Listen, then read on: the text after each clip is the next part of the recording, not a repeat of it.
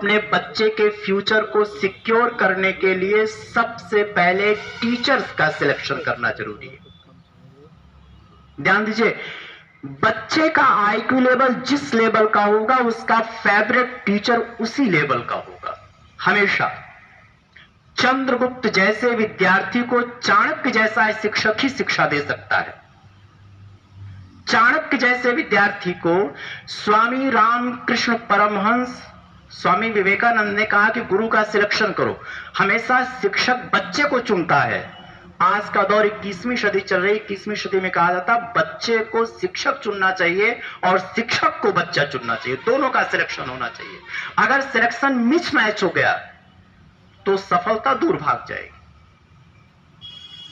अगर आपका teachers innovative नहीं है, आपका टीचर्स क्रिएटिव नहीं है, आपका टीचर नई नई चीजों के बारे में रिसर्च नहीं करता है, आपका टीचर्स नई नई बातों के बारे में सोचता नहीं है, तो उसके साथ रहने वाला बच्चा कभी सक्सेस नहीं हो सकता है। इसलिए हमें आपको सबसे पहले इनोवेटिव, क्रिएटिव और नई नई चीजों पर वर्क करने वाला होना चाहिए।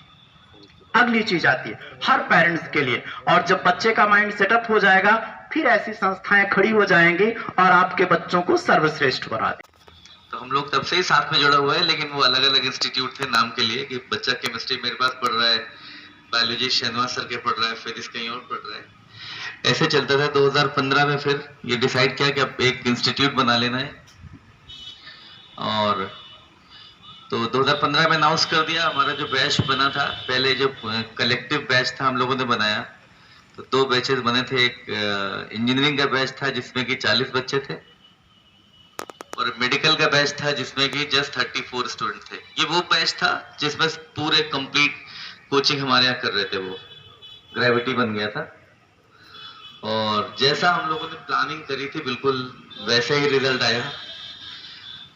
जो 40 बच्चों का बैच था उसमें से 39 बच्चे IIT में सिलेक्ट हो गए, और जो MBBS वाले की तैयारी कर रहे थे 34 बच्चों में से 17 बच्चों ने MBBS निकाल दिया।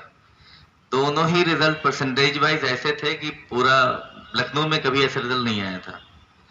तो ये जैसी बिगनिंग करी थी उसके बाद से हम लोगों ने पीछे मुड़ के देखा नहीं। ये रिजल्ट का परसेंटेज बहुत हाई परसेंटेज मेंटेन करते हुए लास्ट 3 ईयर्स से ऐसा रिजल्ट है कि टोटल सिलेक्शंस हमारे जो हैं वो 900 के आसपास होते हैं, जिसमें इंजीनियरिंग में लगभग 700 के आसपास होते हैं, मेडिकल में 200 होते हैं।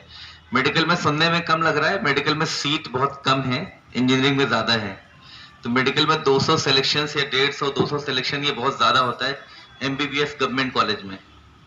तो ये हाईएस्ट है, मतलब लखनऊ में हमारा जो रिजल्ट है हाईएस्ट है। मतलब हमारा लोकल ब्रांड होने के बाद भी जितने भी, अब इंडिया के कोई भी ब्रांड ऐसे नहीं जो लखनऊ में नहीं है, सारे ब्रांड्स हैं। अभी 1-2 नहीं थे, वो भी आ गए। अब सारे ब्रांड्स के होने के बाद भी रिजल्ट अपना सबसे अच्छा है। अपने आसपास कोई भी नहीं है, इवन कई कोचिंग्स का रिजल्ट ऐड कर दें तब भी वो ग्रेविटी के बराबर नहीं होता है। तो ऐसा रिजल्ट मेंटेन कर रखा है ईश्वर की कृपा से। तो अब ये चीज है कि ज्यादा बच्चे हमारे पास देखा जाए तो ईस्टर्न यूपी से बहुत ज्यादा बच्चे होते हैं। लखनऊ के लोकल होते हैं, लोकल बच्चे ईस्टर्न यूपी के बहुत होते हैं। वेस्टर्न यूपी के बच्चे चले आते हैं, कोटा चले आते हैं, या मेरठ है, मुजफ्फरनगर है, वहाँ बरेली चले आते हैं, दिल्ली चले आते हैं। ईस्टर्न यूपी के स्टूडेंट्स बहुत ज्यादा आते हैं। तो अभी हम लोग चाह रहे थे कि हम लोग अपना अवेयरनेस प्रोग्राम को बढ़ाएं, और हमारे पास एक रेजिडेंशियल बैच होता है, वो सिर्फ इंजीनियरिंग का ही है। तो रेजिडेंशियल बैच में हमारे पास 80 बच्चे होते हैं। जो बच्चे फुल्ली हमारे कंट्रोल में रहते हैं वो 80 में से 80 या 79 इतने सेलेक्ट होते हैं। तो हम लोगों ने सोचा है कि रेजिडेंशियल बैच में, क्योंकि हमारा कंट्रोल बहुत ज़्यादा होता है, बच्चे मोबाइल भी यूज़ नहीं कर पाते हैं, उनको सिर्फ हम संडे मोबाइल प्रोवाइड करते हैं, उनका पूरा टाइम टेबल हम बनाते हैं। तो ग्रेविटी जैसी संस्थाएं मिलेंगी जहां पर बच्चों को 2 चीजें देंगी, नॉलेज और डिसिप्लिन।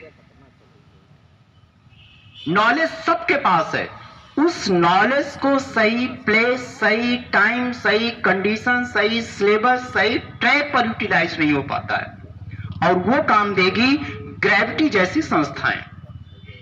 उन बच्चों को जब क्लियर हो गया तो ग्रेविटी जैसी संस्थाओं में जाएंगे और उन बच्चों को वहां पर ग्रेट प्रोफेसर्स मिलेंगे, असिस्टेंट प्रोफेसर्स मिलेंगे, जो बच्चों को एक सही ट्रैक देंगे, एक सही दिशा देंगे, बच्चों में एक नया मोटिवेशन देंगे और आने के बाद बच्चों को उनका एम मिल जाएगा, उनका लक्ष्य मिल जाएगा। तो बच्चों को ट्रैक पे आने की जरूरत है, जिसमें आप सबकी भूमिका सबसे बड़ी है। अगला जो चैलेंज आता है, पोटेंशियल को सही प्लेस पर यूटिलाइज करना। आपने देखा होगा आयुर्वेद में जब व्यक्ति कोमा में चला जाता है तो 76 हावर्स एक बूंद बच्चे के मस्तिष्क पर गिराई जाती है और बच्चा फिर से पहली कंडीशन में आ जाता है। एक छोटी छोटी बूंद अगर लगातार 75 आवर्स एक पत्थर पर गिरती रहे तो पत्थर को 2 टुकड़े में तोड़ देती है। कहने का मतलब यह है कि आप जैसे टीचर्स बच्चों की उस पॉलिसी को जब कंसंट्रेट करवा देंगे, जब सही ट्रैक पर ला देंगे, तो बच्चा हर बड़ी से बड़ी प्रॉब्लम को अचीवमेंट कर जाएगा, पार कर जाएगा। हमारे यहां कहा जाता है। आप देख रहे हैं इंडिया एक्सप्रेस लाइव,